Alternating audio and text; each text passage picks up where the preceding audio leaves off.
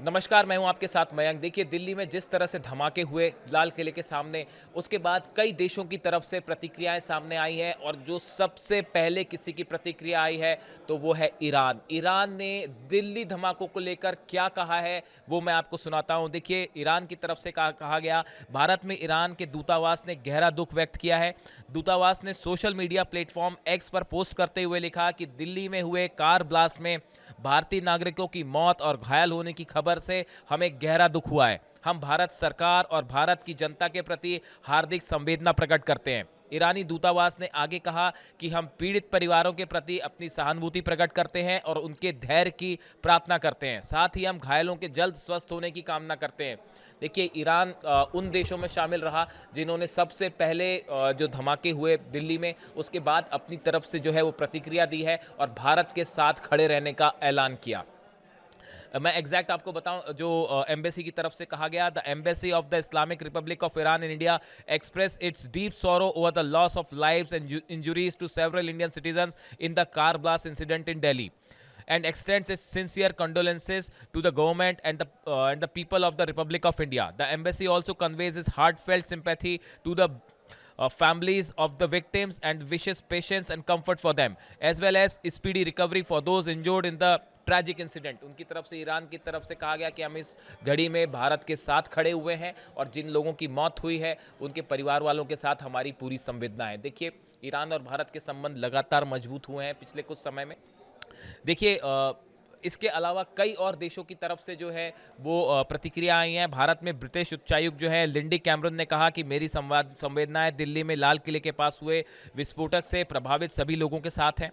उन्होंने भी संवेदना जताई है। दूसरी तरफ मालदीव के राष्ट्रपति मोहम्मद मुइज़्ज़ू ने दिल्ली विस्फोट में जान माल के नुकसान पर शोक व्यक्त किया है। एक्स पर पोस्ट में मालदीव के राष्ट्रपति ने कहा, दिल्ली के लाल किले में हुए विस्फोट में जान माल के दुखद नुकसान से गहरा दुख हुआ है।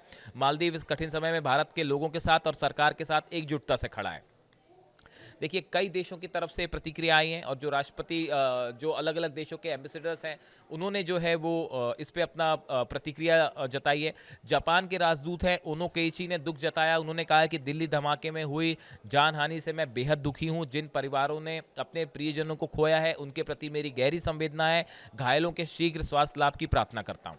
देखिए, जापान की तरफ से भी जो है दुख व्यक्त किया गया है और भारत के साथ खड़े रहने का ऐलान किया गया है।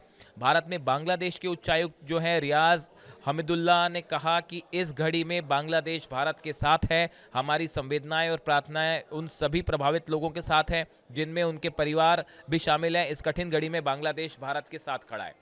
ऑस्ट्रेलिया के जो उच्चायुक्त हैं फिलिप ग्रीन ने सोशल मीडिया प्लेटफॉर्म एक्स पर पोस्ट करते हुए कहा कि इस घटना से प्रभावित सभी लोगों के प्रति मेरी गहरी संवेदना है और घायलों के शीघ्र स्वस्थ होने की मैं कामना करता हूं। इस तरह से देखिए, ऑस्ट्रेलिया हो, बांग्लादेश हो, जापान हो, मालदीव्स हो, ब्रिटेन हो, ईरान हो, सब ने जो है वो भारत के साथ खड़े रहने का ऐलान किया है इस मुद्दे को लेकर। अर्जेंटीना के जो राजदूत हैं मारियानो काउसिनो ने भी इस भीषण इस हादसे पर दुख जताते हुए अपनी प्रतिक्रिया दी।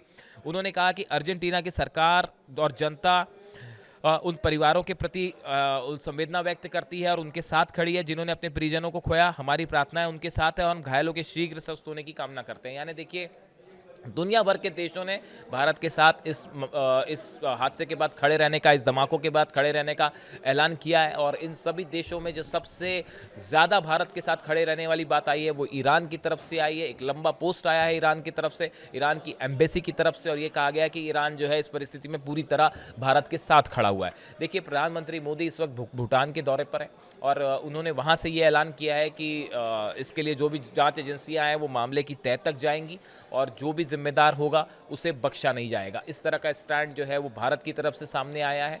मामले की जांच की जा रही है। तमाम एजेंसियां ये जांच करने में जुटी हैं कि आखिर धमाके के पीछे किसकी साजिश थी। वहीं इस बीच पाकिस्तान से बड़ी खबर आई है। पाकिस्तान की तरफ से जो खबरें आ रही हैं कि पाकिस्तान ने अपनी एयरफोर्स को अलर्ट मोड पर कर दिया है। नो टाइम जारी किया गया है। जितने बॉर्डर के इलाके हैं वहाँ पर अलर्ट कर दिया गया है। यानी एक बार फिर हालात जो है भारत पाकिस्तान के बीच तनावपूर्ण होते दिख रहे हैं। अगर जांच के बाद कुछ इस तरह के बात निकल के सामने आती है कि इसमें किसी रूप में पाकिस्तान के किसी आतंकी संगठन का हाथ है या पाकिस्तान में साजिश रची गई थी, इस तरह की बात निकल के सामने आती है तो एक बार फिर भारत और पाकिस्तान के बीच जंग जैसे हालात बन सकते हैं। इसको लेकर तमाम एक्सपर्ट्स अपनी राय दे रहे हैं। फिलहाल जो फौरी तौर पर जानकारी सामने आई है कि इसमें जैश ए मोहम्मद का हाथ हो सकता है। अमोनियम नाइट्रेट वो मटेरियल है जिसका धमाके के लिए इस्तेमाल किया गया। इतनी बड़ी मात्रा में अमोनियम नाइट्रेट कैसे आया, इसकी भी जांच की जा रही है। और देखिए अभी कुछ वक्त लगेगा इस बारे में पूरी रिपोर्ट सामने आने में। जैसा कि प्रधानमंत्री ने कहा है, एजेंसियां जो हैं वो मामले की जांच कर रही है, उसके तह तक जाएंगी और पता लगाया जाएगा ये धमाके के पीछे किसका हाथ था। इस बीच तमाम देशों ने भारत के साथ अपनी एकजुटता जताई है। ईरान की तरफ से कहा गया कि जितने नागरिकों की मौत हुई है उनके परिवार वालों के साथ हम खड़े हैं और एक बार फिर ईरान इस मुश्किल घड़ी में भारत के साथ खड़ा दिखाई दे रहा है। इससे जुड़ा, ब्लास्ट से जुड़ा जो भी अपडेट होगा या विदेशों में इसको लेकर क्या रिएक्शन आता है, हम आप तक पहुंचाएंगे। Thank you so much.